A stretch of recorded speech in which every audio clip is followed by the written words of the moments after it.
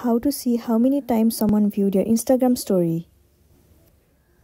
The very first thing you want to do is to head over to your application Instagram.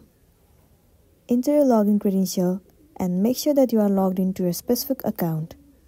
Once you have been logged in, it will land you on this page. Swipe right and head over to your story section.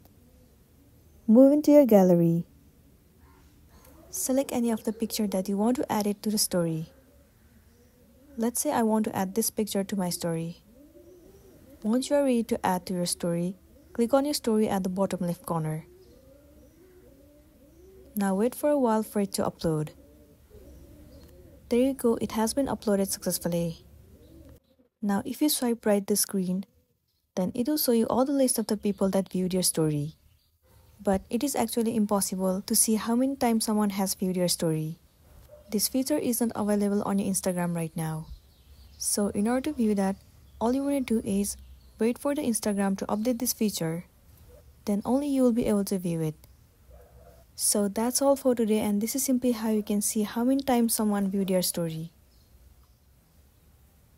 Make sure to smash the like button and consider subscribing if you found this video helpful. We'll see you in the next one.